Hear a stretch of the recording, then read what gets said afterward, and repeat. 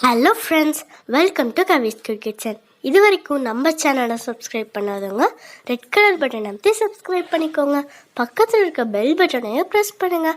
அப்போ தான் எங்களோட லேட்டஸ்ட் அப்டேட்ஸ் உங்களுக்கு உடனே வந்து சேரும். சப்ஸ்கிரைப் முற்றிலும் இலவசம். வாங்க வீடியோக்குள்ளே போகலாம். ஹலோ ஃப்ரெண்ட்ஸ், நான் உங்கள் கவிதா. இன்றைக்கி நம்ம என்ன பார்க்க போகிறோம் அப்படின்னா, தினைக்கும் இட்லி தோசை அப்படின்னு நம்ம டிஃப்ரெண்ட்டாக தினம் ஒரே மாதிரி சாப்பிட்றத விட கொஞ்சம் டிஃப்ரெண்ட்டாக இன்றைக்கி கோதுமை உப்புமா செய்ய போகிறோங்க. கோதுமை உப்புமா எப்படி செய்கிறது அப்படின்னு சொல்லி தான் பார்க்க போகிறோம். நான் நாகா சம்பார் கோதுமை ரவை தான் நான் இன்றைக்கி எடுத்திருக்கேன். நாகா சம்பார் ரவை. இது நீங்கள் என்ன பிராண்ட் வேணாலும் நீங்கள் எடுத்துக்கோங்க தாராளமாக.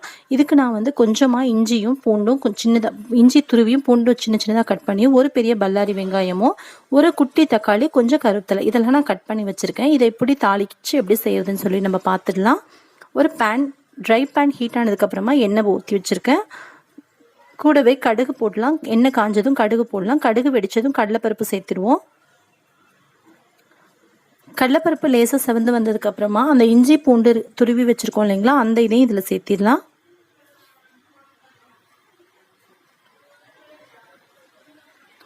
கூடவே கருவேப்பிலையும் சேர்த்துக்கலாம்.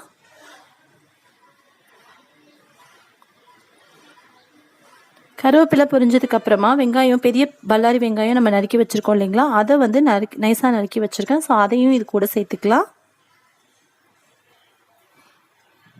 இது கொஞ்சம் லேசாக செவக்கட்டும். செவந்ததுக்கப்புறமா சேர்த்துருவோம்.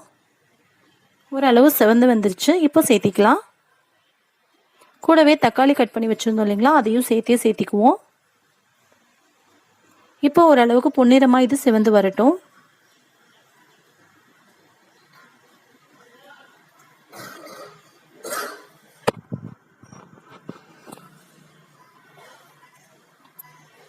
காரத்துக்காக 3 பச்சை மிளகாவை 2 கட் பண்ணி வச்சுருக்கேன். ரொம்ப பொடியாக கட் பண்ணி வச்சோம் அப்படின்னா நம்ம சாப்பிடும்போது குழந்தைங்களா இருந்தால் வாயில் வந்துடும். அதனால 2 நறுக்கி வச்சுருக்கேன். இதை ஈஸியாக எடுத்துடலாம். அதனால தான். கூடவே இது செவக்கிறதுக்காக கொஞ்சம் வதங்கிறதுக்கான உப்பும், கூட உப்புமாவுக்கு தேவையான உப்பும், கல்லுப்பு சேர்த்துக்கலாம் கொஞ்சமாக.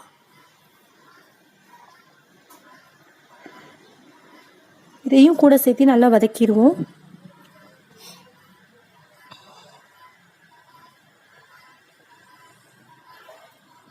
ஓரளவு நல்லா வதங்கி வந்துடுச்சு. நல்லா வதங்கினதுக்கு அப்புறமா இப்போ நான் வந்து 1.5 டம்ளர் அளவுக்கு கோதுமை ரவை சேர்க்க போகிறேன். ஸோ அதுக்கு 1:3 ரேஷியோவில் 1 டம்ளர் ரவைக்கு 3 டம்ளர் தண்ணி, அந்த மாதிரியான அளவுக்கு சேர்த்துக்க போகிறேன். 4.5 கப் அளவுக்கு நான் தண்ணி சேர்த்துக்க போகிறேன். 1.5 கப் அளவுக்கு நான் ரவை சேர்க்க போகிறேன். ஸோ அதுக்காக 4.5 கப் அளவுக்கு தண்ணி சேர்க்க போகிறோம். சேம் ஒரே கப்பில் அளந்து ஊற்றுங்க, அப்போ தான் கரெக்டாக இருக்கும். இப்போ இதில் நான் 1.5 கப் அளவுக்கு நான் ரவை சேர்க்க போகிறேன். ஸோ இதில் 4.5 கப் நான் தண்ணி சேர்த்துக்கிறேன். வெள்ளை ரவை வந்து வேகிறதுக்கு சீக்கிரமாக வெந்துடும். பட் வந்து கோதுமை ரவை கொஞ்சம் டைம் எடுக்கும். இன்னொன்று தண்ணி கொஞ்சம் அதிகமாக இழுக்கும். ஸோ அதுக்காக தண்ணி வந்து 3 பங்கு தண்ணி வைக்கிறோம் 1 டம்ளர் ரவைக்கு. இதே வந்து வெள்ளை ரவையாக இருந்துச்சு அப்படின்னா 1 டம்ளருக்கு 2.5 டம்ளர் அளவு வச்சா போதும்.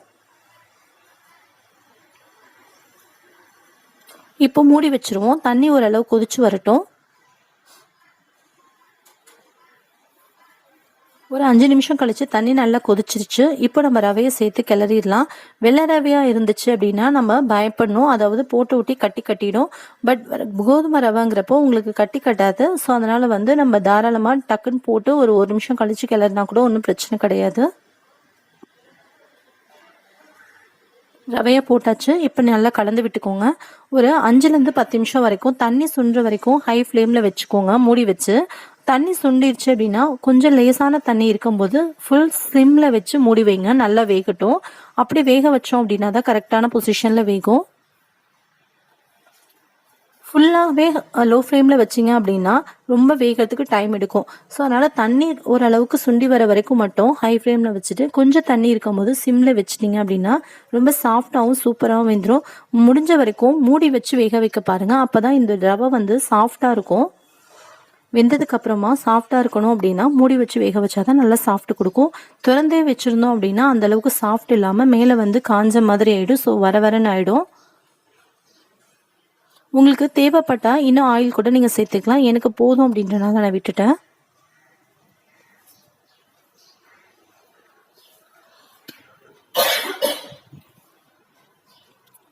ஓரளவுக்கு வெந்து வந்துருச்சு. கரெக்டான பொசிஷனில் கரெக்டாக வெந்துருச்சு. இப்போ மேலே கொஞ்சமாக மல்லி இலை தூவி நம்ம சர்வ் பண்ணிடலாம். அவ்வளவுதான். கோதுமை ரவை upma process full and full முடிஞ்சிருச்சு. நீங்களும் வீட்டில் ட்ரை பண்ணி பாருங்கள். எப்படி இருந்துச்சுன்னு சொல்லி எனக்கு கமெண்ட் பாக்ஸில் தெரிவிங்க. நார்மலாக நம்ம சாப்பிட்ற இட்லி, தோசை, ரவை உப்புமா, ஒயிட் கலர் மைதா இதெல்லாமே விட கோதுமை ரவை ரொம்பவே உடம்புக்கு நல்லது. மெயினாக சுகருக்கு ரொம்ப நல்லது. நீங்களும் ட்ரை பண்ணி பார்த்துட்டு எப்படி இருந்துச்சுன்னு சொல்லுங்கள். ஓகே ஃப்ரெண்ட்ஸ், இவ்வளோ நேரம் பொறுமையாக பார்த்தவங்க அனைவருக்கும் ரொம்ப ரொம்ப நன்றி. மீண்டும் இன்னும் ஒரு நல்ல ரெசிபியோட மறுபடியும் சந்திக்கலாம். Thank you friends. தேங்க்யூ ஃபார் வாட்சிங். தேங்க்யூ.